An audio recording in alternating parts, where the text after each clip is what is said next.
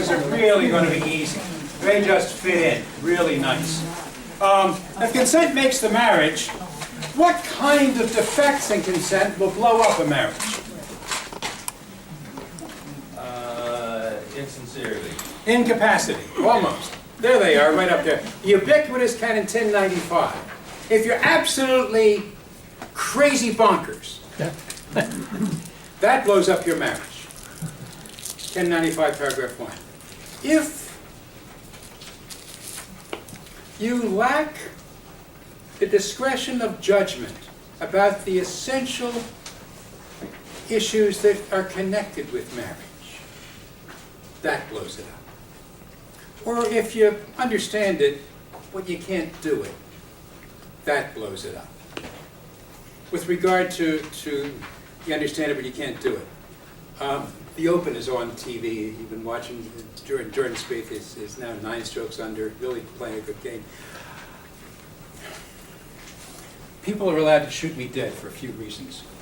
One is if I say to them, I think we should go to Las Vegas for vacation.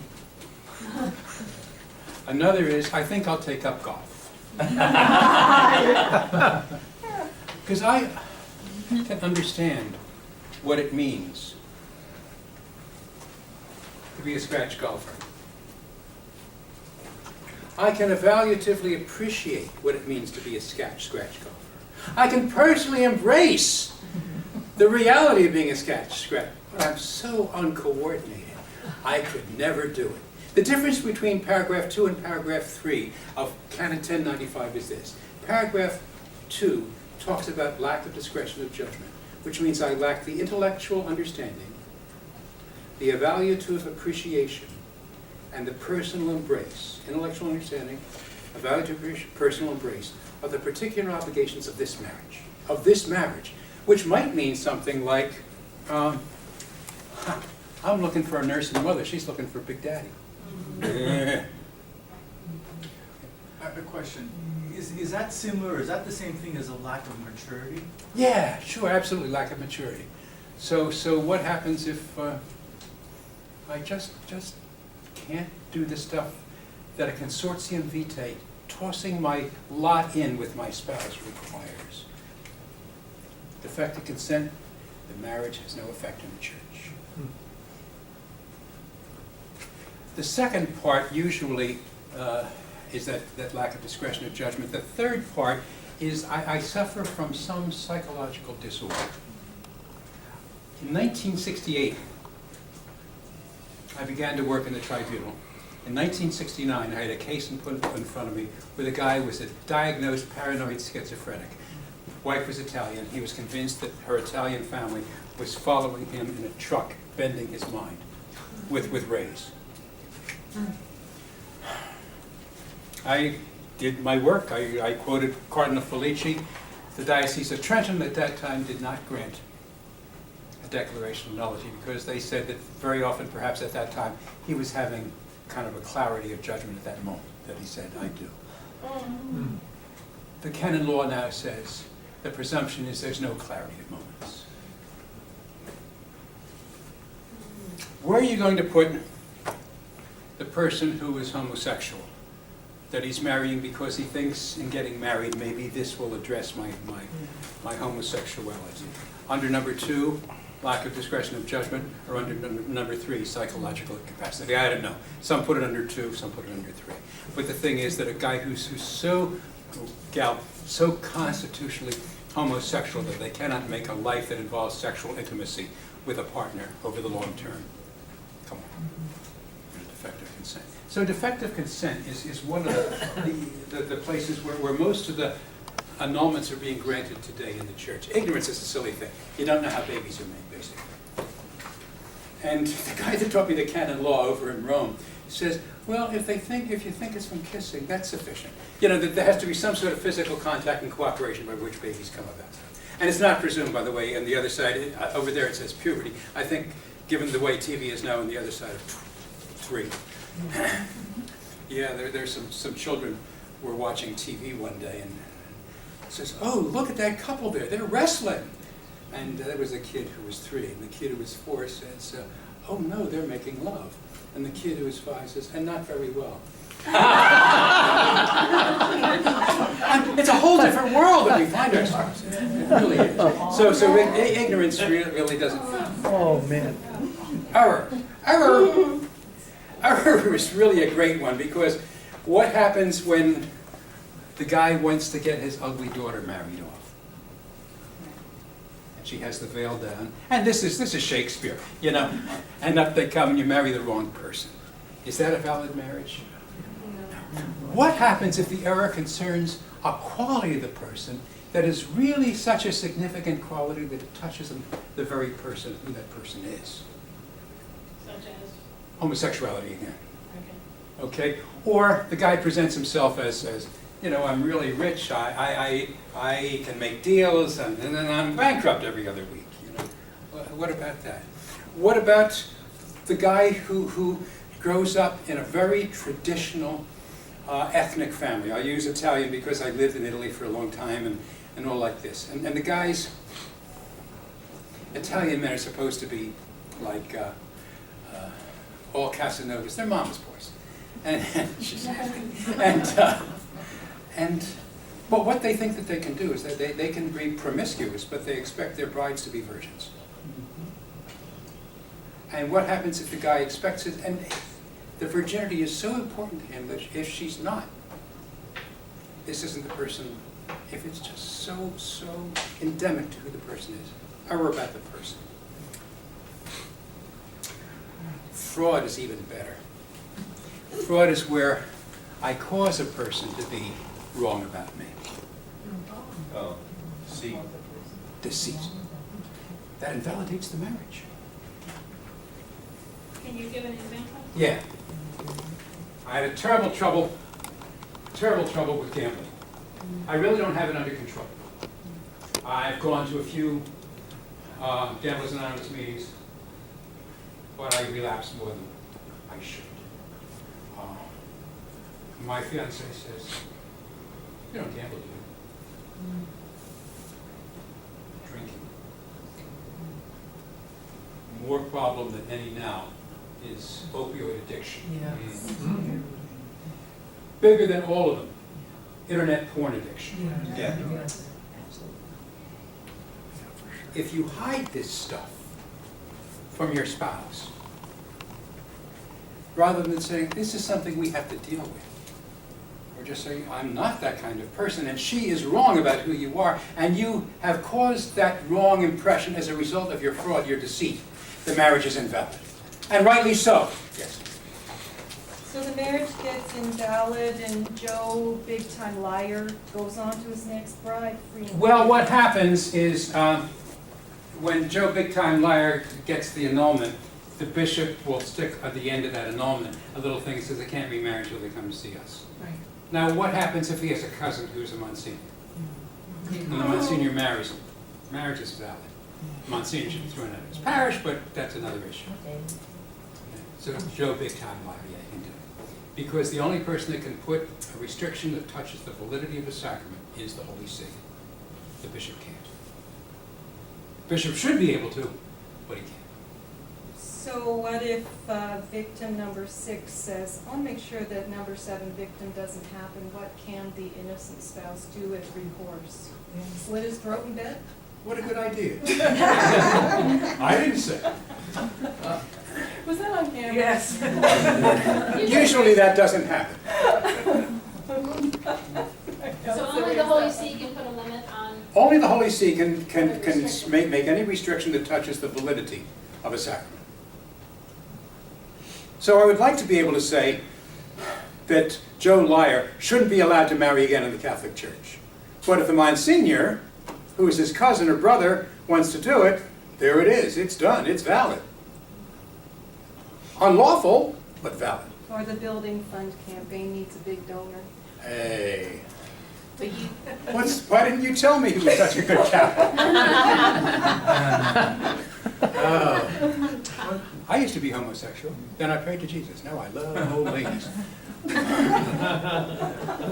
I just want, so you're saying only the Holy See, but there's at least in our RCCs, there's moditums and vaditums that are being placed on Right. annulments all the time. But if it's violated, it doesn't touch the validity. Oh. Oh. So if a condition. So any condition, any vadisum, anything like that, you cannot get married until, this is going to straighten out, you come and you say it, da-da-da-da. And the Monsignor, the cousin, Goes ahead. goes in and does it, valid marriage. Only the Holy See can attach a condition that touches the validity of the marriage. But it's illicit? It's illicit. So fraud, deceit, that's really a cool one. Force and fear. There's a parish in my diocese that's had so many shotgun weddings that they refer to it as Winchester Cathedral.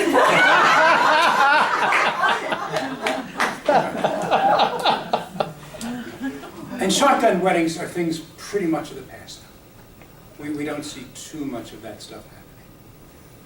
But what we do see happening is if the girl wakes up, and very often it's going to be in an ethnic family. It used to be Italian, but not so much Italian now as it is Filipino, as it is Indian. The girl is pregnant. And there's a kind of a pressure, and it's not like I'm going to beat you up and I'm going to cut you off and I'm going to send you out barefoot. But a relationship with the parents where a fear that's called reverential fear develops. And this is in the law. And you're so afraid of offending your parents that the only way around that is to get married to this guy. Invalidates the marriage. And rightly so. So the shotgun wedding, sure, that's easy, that's clear. The reverential fear is a little bit more tricky. Yes. The other one that I've seen is the abortion fear. If you don't marry me, I'm going to kill this baby. Oh yeah, that's again. And remember, the fear doesn't have to be unjust. It can be a just fear. But if it's applied from outside, the only way out of it.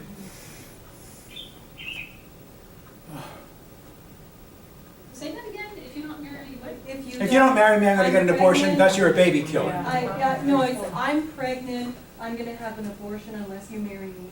And if you don't marry me, you're responsible for killing my baby. And that's the guilt trap. Yeah, there's a lot of that, right? Mm-hmm. So force and fear surrounds us.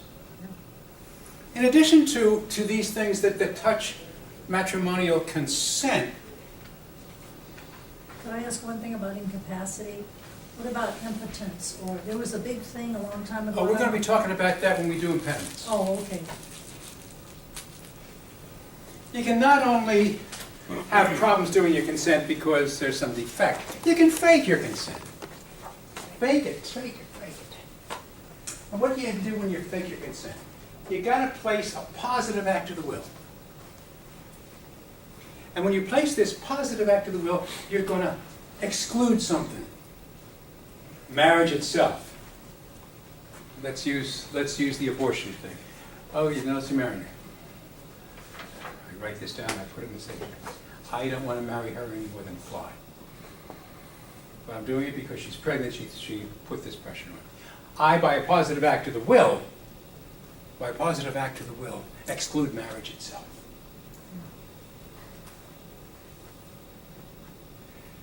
That happens, but not that often.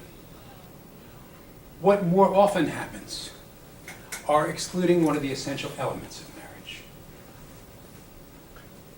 Contra bonum prolus, I put that in Latin to oppress you.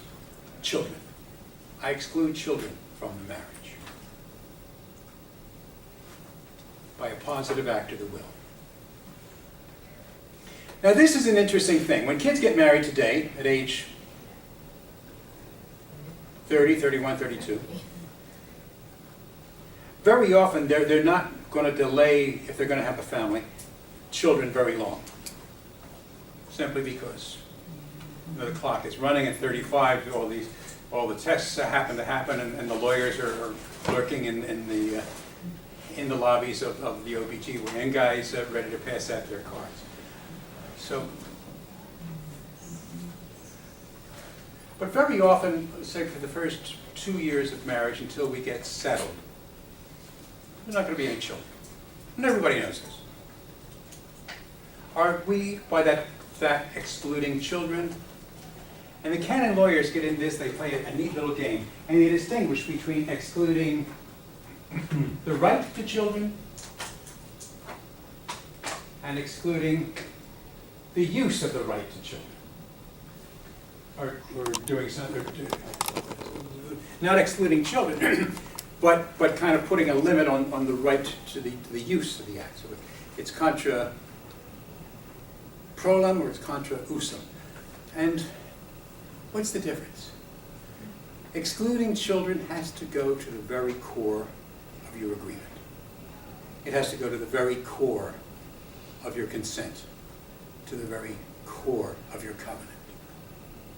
So usually, when I would be dealing with couples who were coming to the tribunal and said they didn't want children, says, well, what would happen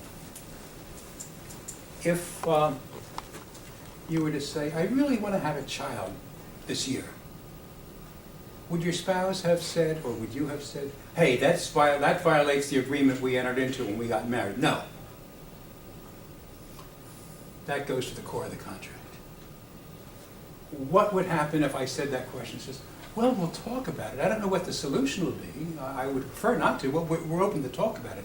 That doesn't touch the core of the contract. That's kind of the use of sex within the marriage. That doesn't invalidate it. Where do I, over the history of my life upon the wicked stage, find a lot of the problems with contra bonum prolis, attention against children happening? Marrying somebody who's in second year medical school, somebody in second year law school. They're not going to get pregnant no-how. And that's going to the very core of the covenant. The others are kind of less frequent. Yes, Bob? That last point you just were talking about last year, does it have to be a lifelong determination? You know, so the examples you gave. No, okay, great example. Good question. Thank you for bringing that up. Suppose I'm married to a very, very pious woman, a very, very good Catholic, and we have sex regularly, and we have sex open to children regularly, except on the feast of Our Lady of Fatima. Because of her devotion to Our Lady of Fatima, we never have sex on that day. Invalidates the marriage, because the gift of self that's given has to be given entirely. There can be no holding back, even for a day.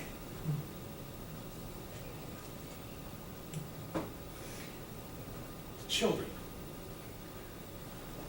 We're going to have lots of children, but not till I take my medical boards, which is going to be in 3 months. So for 3 months, and that's going to the very core of who we are in our marriage. So that would validate.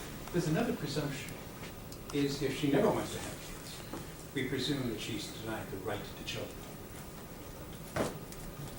So she can deny it for a little bit of time, for 1 day, it's integral, for 3 months, or forever. The question is it integral to the covenant? And if it is, it invalidates it, because the consortium vitae involves having a family. That's been clear since the time of Augustine. Contra bonum fide.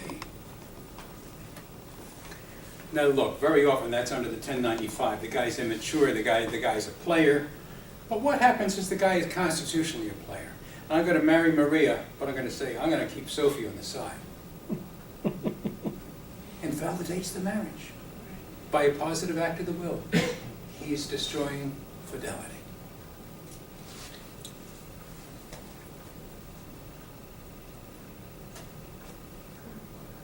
Yes? Just playing around with this. So suppose I got married and my ex-husband said, well, let's wait on having kids for 3 months. And then we go on after the 3 months, have 10 kids. And then I decide I'd like to turn in the loose for a new husband, can I go and say, well, those 3 months of If you can demonstrate the fact that it was considered to the covenant, then you can. even, wow. Yeah. Now, here's one of the interesting cases that we can do with this. Suppose, I'm putting my husband through medical school, and we're going to have children. We have children like this. And, oh no, let me take that back. Let me do it like that. I get married to a guy, and he's got a motorcycle, and he shoots up, and he hangs out with bad guys, and he is really, and everybody in the family knows it, and they're praying for me, and says, Julie, how you doing? And I just hang in there, and last ditch effort, I said, you gotta come with me to a marriage encounter weekend. And he resists, and he goes, and it turns his life around. And he becomes really a good guy, and a great husband. Now, I'm a nurse, and I'm with this guy, this great husband, and I get bored. And I find a guy in the hospital who's a doctor, who's a surgeon, who's very interested in me, and we start to date. And I dump my good husband. I want to get married to this doctor. What about getting a declaration of loyalty from this good guy? He was a bad guy early on. Everybody knew it, which means 1095, marriage was invalid. He never went through a process of restating his vows publicly, and that marriage can in fact be declared null and void. It stinks. It stinks. But it can be declared null and void. I hate that. But the reverse isn't, does the reverse work? So in domestic abuse cases, we hear this all the time. So, so it looks like he's a good guy, things are fine, actually until the wedding night. Because you just wouldn't listen. But, so let's say it's fine for 2 months, and then his true nature. Yeah, that's an easy 1095 case. 1095, 2 or 3. So I need you on. We'll talk. I'm just up the street. We'll have a good chat. Yeah. Yeah, and again, as I said, the EI, Ecumenical Institute, we have 3 divisions at St. Mary's Seminary, the School of Theology, where we get guys ready to be priests. The Ecumenical Institute, where we prepare ecclesial ministers, Catholic and non-Catholic, Christian and non-Christian, for service in their churches and their synagogues.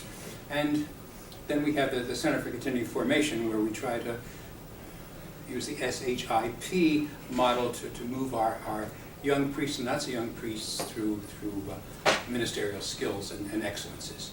And the Ecumenical Institute this year is offering a course on trauma. Yeah, trauma. And you ought to come up and visit come out for lunch and visit with Pat Fossarelli, and she's an MD, worked for a number of years at Hopkins in the pediatric AIDS unit. The kids are just dying. And this is pretty interesting because we actually had a symposium here last summer, and we had canon lawyers on the stage, and they said that it's all about the moment of consent. So if he was a good guy at the moment of consent, then there's nothing to be done. except there's a thing called the time-bound marriage. Okay. Now, how long is the fuse? Okay. They didn't talk about that. Okay. Hey. It seems like for this one, it's the top bullet, the positive act of the will. Positive act of the will. This is for Everything is faking the hinging. consent. Now, Yeah. the defective consent, I'm a good guy, but I have this maybe it's family of origin, maybe it's I'm just a little crazy, maybe it's I can't control my anger, and it's something that's just not going to let me enter into a relationship of intimacy with you. Then that marriage, because of this And personal that's a defect. positive act of the will. No, that's faking Oh. the consent. Now, the one before that we looked at Oh, before, the okay. defective consent. Okay. So my consent is defective because, not because I'm just plain crazy, locked away crazy, Right. but there's something in there that makes it impossible for me to engage in a life of intimacy that's permanent. And I think that's the area where domestic abuse best fits. Okay. In domestic abuse, the other thing that you probably see more than I'd like to think about is that the abuse starts before the marriage. Yes. And then the idea is, oh, when we're married, it'll get better. Right. The alcohol abuse False. starts before the marriage. When we're married, it'll get better. The pornography starts before the marriage, but when we're married and we're sexually intimate, it'll get better.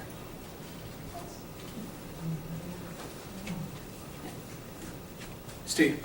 So you made a point, I wanted a little bit of clarification on it about the woman that wouldn't have intercourse on the feast day. Feast of Could you clarify Sanctuary. how that is different from couples choosing natural family planning? If somebody wanted to force the natural family planning thing to say, you know, we're going to do it this day, you can't refuse to have sex with a partner on that day. And if it's present at the time of marriage, present at the time of marriage. Now, if natural family planning develops over the years, if I'm not mistaken, you don't usually go into marriage with that in place, do you? Yeah, you do. Really in place. I mean, everybody does it. Is it really in place with the couples? Well, you go to I mean, classes. you go to class, you you go to learn about classes, it. and then They're charting for months you chart before the wedding. and you, Are they really? yeah. That's great Yeah. to know. That's great. Yeah. Yeah. And I think what that's talking about in terms of the canonical jargon is that's touching the use of sex. It's not touching the kind of the core content of sexual intimacy. Core content is no sex or sex on my terms, only on my terms. This is sex on our terms in terms of responsible parenthood. Doesn't work? Well, because for me, I'm trying to see, now, if the man forced himself on his wife during the Feast of Fatima, that's rape. Oh, Am I correct? absolutely. Yes. Even Absolutely. though, but for Even whatever though- reason she says no, and if Piety. her, That's usually the reason of piety. and that's a valid reason for her is piety, but she could be having a headache, she could be having a bad day. But she can never say at the She could time be that she got married, tired. at the time she got married, Okay, okay, and this always back to the time that she got married, and as we're saying, took the vows, yeah. that we're gonna have sex every day, we're gonna be like minks, except On this particular day, every single year. every single year. Because that's one little part of yourself that you're The excluding. gift has to be integral. Okay, I understand. Gotcha. It's a condition, it's this weird condition, yeah. Yeah, the gift has to be integral. And you can't say because I love Our Lady of Fatima, we're not gonna have sex. And that's part of my contract, my That's- covenant. that's No, bizarre. that's Yeah. crazy, but it's a good example. And how, and I like so crazy. then it's the same I'm saying, we are doing the natural planning. Natural family planning is fine because it touches the use of the sexual function, Got it. not the exclusion of the sexual function. But you're not being open for, You're being open, but you're being open according to the time of just the way your body works. And it's also mutual. And it's mutual, yeah. So Well, NFP would be a mutual. And it's decision. mutual with, and again, that difference is between the use and the exclusion of the right. And that's the language that the canonists use. The language that the moral theologians would use would be to just sort of turn their back at the whole thing. You could use natural family planning like a little weapon, against you and say, no, it's not my, but then you're just using it. yeah. Yeah. The question with natural family planning and the whole thing, and Humane Vitae, was about the pill, and the question was being asked, wasn't about condoms, it wasn't about any damning apparatus, it wasn't about postcoital douching, it was about the pill. And the question being asked was this: we know that we can use, and it's been blessed by Pius XII of all people, the rhythm method, which goes according to the rhythms of the woman's cycle. It says, well, could we also use our wit to control the rhythms of the woman's cycle, chemically with a pill? And that was the issue. And the issue that he wrote it around, interestingly, was not about what the manualists or the canonists would write about. Remember, there are those who wrote the manuals of canon law, who